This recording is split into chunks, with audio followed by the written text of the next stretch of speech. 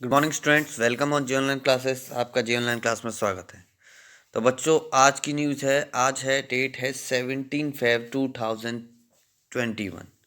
Okay, तो आज की करंट अफेयर ये है। Preeti Sinha to lead United Nation Capital Development fund.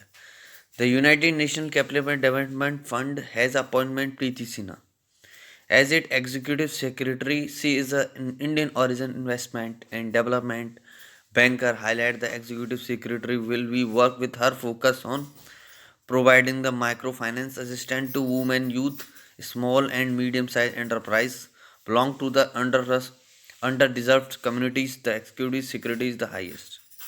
तो बच्चों, ये है, ये इंडियन ओरिजिन जो इंडियन में यूएन यूएनसीडीपी की एग्जीक्यूटिव सेक्रेटरी प्रीति सिन्हा को चुना गया है, जो कि वो इंडिया की हैं लेकिन अब रहने लगी हैं यूएसए में। ठीक है, तो ये यूएनसीडीपी क्या है? यूएनसीडीपी बार बार ये क्वेश्चन आते हैं कॉम्पिटेटिव एग्जाम में। यूएनसीडीपी क्या है? ये यूनाइटेड नेशन की एक ऑर्गेनाइजेशन है, यूएनसीडीपी एफ। तो इसकी जो फुल फॉर्म है आपसे मैं पूछूंगा, यूएनसीडीएफ क्या है? The United Nation Capital Development fund has क्या है? The United Nation Capital Development fund. ठीक है, तो इसकी फुल फॉर्म ये पूछूंगा। तो ये किसकी ऑर्गेनाइजेशन है? यूएन की, यूनाइटेड नेशन ऑर्गेनाइजेशन की। ठीक है, तो प्रीति सिन्हा इसकी एग्जीक्यूटिव सेक्रेटरी चुनी गई है। नेक्स्ट न्यूज़, यूएनसीडीपी की हम बता दें यूएनसीडीपी के बारे में कि ये 1966 में ये ऑर्गेनाइजेशन बनी थी। किसके द्वारा? यूनाइटेड नेशन जनरल असेंबली के द्वारा। और ये promote the economic development across the world. और ये क्या करती है? जो इकोनॉमिक कंट्री हैं, जो क्या बोलते हैं, गरीब जो कंट्री जिनकी जीडीपी रेट कम है, तो उनको सहायता करती है ये यूएनसीडीपी फंड। कैपिटल फंड प्रोवाइड करती है किसी कंट्री को। ठीक है, तो ये ध्यान रखना। और इसका जो हेड क्वार्टर है वो है न्यूयॉर्क में। कहाँ पर है? न्यूयॉर्क में। तो 3 क्वेश्चन बन गए इससे। यूएनसीडीपी, और यूएनसीडीपी की स्थापना कब हुई थी? दूसरा क्वेश्चन कि इसके अभी जो एग्जीक्यूटिव सेक्रेटरी हैं कौन बनी है? प्रीति सिन्हा बनी है। ठीक है, तो ये चीज़ आप 3 क्वेश्चन पूछूंगा आपसे, आपको ध्यान रखना है। ठीक है, और ये कब स्थापना है? 1966 में इसकी स्थापना हुई थी। और इसका हेडक्वार्टर कहाँ है? न्यूयॉर्क में। कहाँ है? न्यूयॉर्क में। नेक्स्ट न्यूज़, अब ये न्यूज़ है, Theodore Bhaskaran won century lifetime service award. Theodore Bhaskaran won century lifetime award मिला है इनको। कि इनके बारे में पढ़ लें पहले, क्या है न्यूज़। एस थियोडोर भास्करन, वो is a writer, a historian, naturalist and activities has won the century lifetime service award. तो इनको एक अवार्ड मिला है, century lifetime service award. किसके लिए? एज ए राइटिंग के लिए। ये राइटर हैं, हिस्टीरियन है, नेचुरलिस्ट है ये, और एक एक्टिविस्ट है। इनको century lifetime service award मिला है 2020। The award was institute by the century nature foundation. जो अवार्ड है इनको सेंचुरी नेचर फाउंडेशन की तरफ से मिला है। Why he won the award, क्यों जीते हैं ये इस अवार्ड को? Theodore Bhaskaran was chosen for the award in the light of his dedication to the wildlife conservation. The Theodore Bhaskar was chosen for the award in the light of the dedication to the wildlife conservation.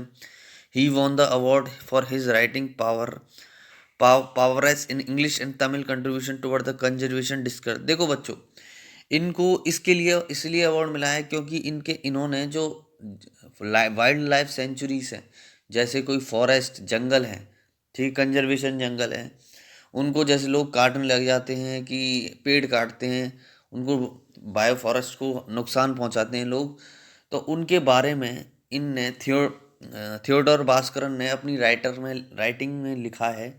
ये writer हैं, historian है, ठीक है, और book publish की हैं। तो इसी वजह से इनको ये lifetime won century lifetime service award मिला है। तो आपसे ये क्वेश्चन पूछूंगा, क्यों मिला है? क्योंकि इनके किस क्षेत्र में, इन्होंने राइटर हैं, एक राइटिंग बुक लिखते हैं और उस मुद्दे को इन्होंने आगे उठाया है। ठीक है, ये चीज़ ध्यान रखना। और इनका जन्म हुआ था तमिलनाडु में 1940 में।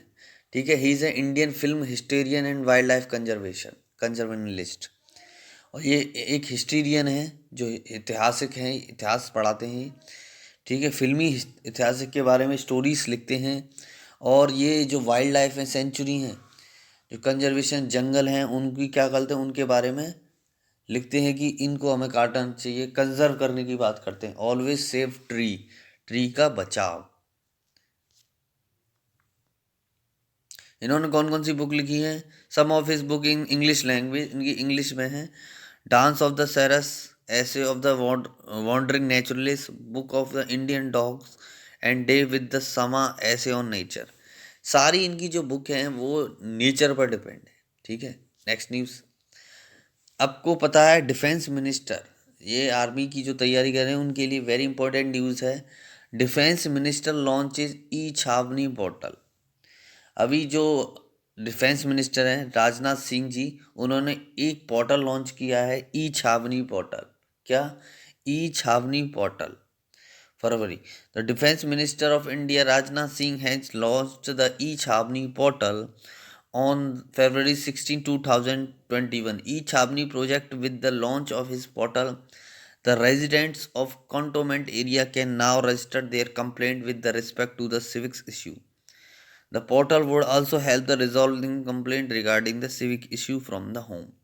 ये पोर्टल इसलिए लॉन्च किया है बच्चों की, जो सिविल, जो आपके आर्मी एरिया के चारों तरफ जो सिविल सोसाइटी रहती है, कुछ प्रॉब्लम हो जाती है, कभी इश्यू बन जाते हैं in the army persons and civil area में। ठीक है, तो अगर कोई भी परेशानी हो वहाँ पर सिविल को, इंडियन आर्मी को, कुछ भी सिविल की वजह से, तो वो इस पोर्टल पर अपनी शिकायत दर्ज कर सकते हैं, तो तुरंत कार्रवाई होगी। तो इस पोर्टल का नाम है ई छावनी। क्या नाम है? ई छावनी। पता चल गया इस इंसिडेंट के बारे में, इस करंट के बारे में, कि ये ई पोर्ट छावनी किस लिए लॉन्च किया है, कि ये आर्मी डिफेंस मिनिस्ट्री, ये कॉन्टूमेंट एरिया होते हैं जहाँ आर्मी एरिया होता है वहाँ, और वहाँ ही कुछ रेंज पर सिविल एरिया होता है। अगर वहाँ कोई प्रॉब्लम इशू बनता है तो इस पोर्टल में आर्मी अपनी शिकायत दर्ज कर सकती है। Okay. E Chhavni, with the launch this portal, resident of cantonment areas can now register their complaint with respect to civic issue. मैंने बता चुका है, सिविल इशू होते हैं जो। Next news. और cantonment board is a civic administrative body, it is a function under the ministry defence. और ये कंटोनमेंट बोर्ड है जो किसकी है? एक सिविल एडमिनिस्ट्रेशन है, सिविल में भी काम करती है ये बोर्ड। और ये किसके अंडर में काम करती है? Minister of defence of in India. The board is constitution of the electing member, ex officio member and nominated member in according with cantonment act 2006। The member of the board is elected for 5 year. इस board के 5 साल के लिए चुने जाते हैं इस board में अध्यक्ष, जो मेंबर होते हैं कंटोनमेंट बोर्ड के। The board compromise of the 8 elected member. आपसे ये क्वेश्चन और पूछूंगा कि जो कंटोनमेंट बोर्ड में जो मेंबर चुने जाते हैं वो कितने साल के लिए होते हैं? वो 5 ईयर के होते हैं। और वो किस मिनिस्ट्री में आते हैं? वो डिफेंस मिनिस्ट्री में आते हैं। Next news. आपको पता है नेक्स्ट न्यूज़ है, Indian Myanmar and Kaladan multi modal transit transport project. अभी ये म्यांमार से इशू न्यूज़ है, तो इसके म्यांमार में अभी एक इशू चल रहा है। आपको पता है करंट इशू चल रहा है, इसमें मिलिट्री इमरजेंसी रूल लागू है म्यांमार में। और इसमें जो वो थे, प्रेसिडेंट थे वहाँ की, जो प्राइम मिनिस्टर थी ऑंग सॉन्ग सू की, उनका तख्ता पलट हो चुका है। मतलब पहले क्या थी तख्ता पलट, इस न्यूज़ के बारे में, जो म्यांमार में पहले एक पॉलिटिकल पार्टी थी, उसमें जो इंडियन आर्मी ने, उनकी आर्मी ने उनसे एक रिजर्वेशन मांगा था कि हमें हमारी इतनी सीट होनी चाहिए हमारी पॉलिटिकल पार्टीज में। हमारी जो हाउसेस होते हैं, हाउसेस ऑफ पार्लियामेंट होते हैं, जैसे हमारे राज्यसभा लोकसभा है, तो वहाँ जो पार्लियामेंट होते हैं उनकी इतनी सीट वहाँ होनी चाहिए। ठीक है, तो उनकी जितनी सीट होंगी तो तो उनकी इतना रिजर्वेशन होना चाहिए आर्मी का पार्लियामेंट में। लेकिन वो जो पार्लियामेंट ने उनका रिजर्वेशन इतना लागू नहीं किया था, तो इस वजह से जो वहाँ के जनरल थे, आर्मी के जनरल, वहाँ उन्होंने क्या किया, वो इमरजेंसी लागू कर दी, मिलिट्री रूल। पूरा देश ऑंग सान सू की को हटा दिया और खुद उस पद पर बैठ गए, प्रेसिडेंट बन गए, वहाँ के रूल गवर्नर। ठीक है, तो ये न्यूज़ तो अभी करंट में चल रही है म्यांमार में। अभी इंडिया म्यांमार का रिलेशन बता दूं कि अभी इंडिया ने Kaladan multi modal transit project start किया है म्यांमार में। आपसे ये क्वेश्चन पूछूंगा कि Kaladan multi modal transit transport project कहाँ लॉन्च किया। ठीक है, the union minister external affair minister Jaishankar recently said that Kaladan multi-modal transit transport project is in the final stages. However, the project was delayed because of various challenges, highlight the external affairs. Minister further said that the sweet spot is now operation for some time. He has said Paleta Inland Water Terminal.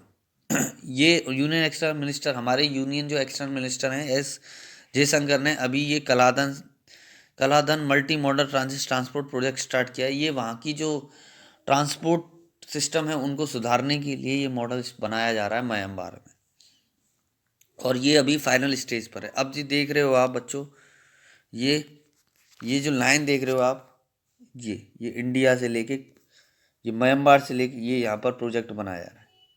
ठीक है, okay, Kaladan Myanmar project.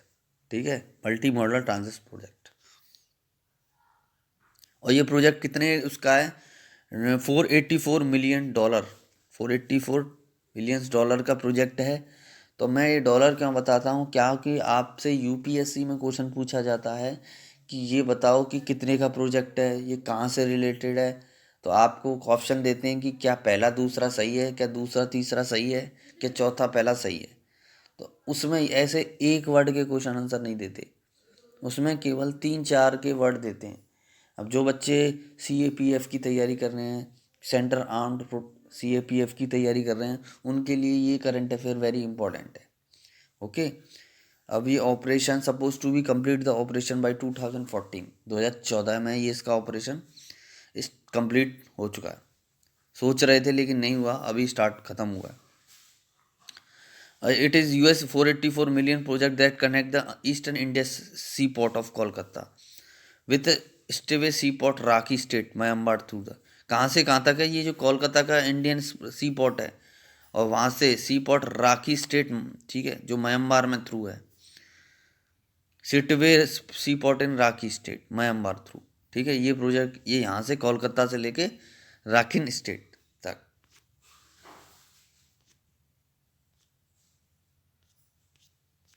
अभी next news है Ngozi ओगोजोनो first women to lead WTO। देखो पहली बार first appointment मिला है the world trade WTO के जो इकोनॉमिस्ट हैं, नगोजी ओगोजोनो has pointed has the head man WTO के हेड चुने गए हैं नगोजी ओकोंजो-इवेला। WTO, ये बहुत इंपॉर्टेंट क्वेश्चन है, इसके हेड अभी चुने जा रहे हैं। She has become the first woman to take his position. She has also become the first African to hold his charge amid rising protectionism highlight. Okonjo Iweala was name at the director general by the representative of the 164 countries. अब ये director general चुनी गई हैं, ठीक है, Ngozi Okonjo Iweala WTO की। WTO क्या है, एक UNA की ऑर्गेनाइजेशन है, वर्ल्ड ट्रेड ऑर्गेनाइजेशन, जो व्यापार से संबंधित कार्य करती है कि किस देश से व्यापार किसको कितना होना चाहिए क्या नहीं, ये उन सबको कंट्रोल करती है WTO, वर्ल्ड ट्रेड ऑर्गेनाइजेशन। तो ये पहली अफ्रीकन वूमेन है जो इसकी प्रेसिडेंट चुनी गई हैं। आपको बता दूं Okonjo-Iweala was name the director general, अभी डायरेक्टर जनरल हैं इसकी चुनी गई है ओकोंजो-इवेला वॉज, ठीक है। और 164 मेंबर ऑफ कंट्री ऑफ, कितनी कंट्री है WTO में, 164। The WTO is the organization dealing with the rule of trade between the nation on the basic negotiation agreement. The appointment of the African women came after the US president Joe Biden approved his candidate. और ये आपको पता है अभी Joy Biden कौन है, US के president हैं, उन्होंने अपॉइंटमेंट दिया है इन्हें, ठीक है, अफ्रीकन वुमेन को। The appointment will come effect on March 1, 2021। अब इसका इफेक्ट 2021 में मार्च में ये अपॉइंटमेंट मिल जाएगा इन्हें 1 मार्च से। इसके बैकग्राउंड क्या है कि the former US president Donald Trump had block the candidacy earlier. आपको पता है एक इश्यू बना था ब्लैक पीपल के अगेंस्ट, जो किसकी किसकी सरकार में, डोनाल्ड ट्रंप की सरकार में। आपको विदेश पॉलिटिक्स के बारे में भी पता होना चाहिए। The United state has also block the appointment of any जजेस ऑफ द डब्ल्यू, और उस समय यूएसए ने जो WTO की कोई भी अपॉइंटमेंट नहीं कर रही थी यूएस, तो इस वजह से अब नई सरकार आ गई जो बाइडेन की यूएसए में। तो अपॉइंटमेंट कल ही मैंने एक अपॉइंटमेंट प्रीति सिन्हा का भी अपॉइंटमेंट हुआ है, UNDP, United nation development fund में हुआ है, नेशनल कैपिटल डेवलपमेंट फंड में प्रीति सिन्हा का अपॉइंटमेंट हुआ है। अभी इनका भी अपॉइंटमेंट हुआ है इसमें WTO में। ठीक है, कल मैंने बहुत सारे अपॉइंटमेंट बताए वर्ल्ड ऑर्गेनाइजेशन का। अभी हमारी जो अंशुला कांत है वो भी उसकी प्रेसिडेंट हैं, उसकी वर्ल्ड बैंक की। ठीक है, तो ये चीज़ ध्यान रखना है अपॉइंटमेंट। आपको बता दूं कि it is an integration inter government organization, the body deals with the regulation of international trade between the nation. इसका इट वॉज स्टेब्लिश, और ये कब बनी थी WTO? 1995 में, in according to with the Marrakesh agreement. किस एग्रीमेंट के तहत? मार्करेस एग्रीमेंट के तहत। अभी ये न्यूज़ है आपको, UP foundation stone for Maharaja Suheldeva memorial to be laid down. अभी तो प्राइम मिनिस्टर ने prime minister Modi will virtually lay by foundation stone Maharaja Suheldev memorial. अभी महाराजा सुहेलदेव मेमोरियल लॉन्च किया है, फाउंडेशन स्टोन किया है February 16, 2021। Apart from the foundation stone for the development work of Chittaura lake in Bahraich district of Uttar Pradesh will also be laid down. Key fact of chief minister of UP Yogi Adityanath, governor Anandi Ben. ठीक है, अभी UP foundation stone for Maharaja Suheldev memorial बनाया गया है, launch किया है महाराजा का Suheldev memorial UP में। तो वो किसने लॉन्च किया? ये वर्चुअली लॉन्च किया प्राइम मिनिस्टर मोदी ने। ठीक है, तो इसके बारे में बात कर, की फैक्ट क्या है? Chief minister of UP Yogi Adityanath and governor Anandiben Patel will also be attending the virtual event. The project compromise of the installation of the equestrian statue of Maharaj Suheldev and development of various tourist amenities including a guest house, cafeteria and the children park. एक तरह का ये park है, ये भी launch tourist के लिए।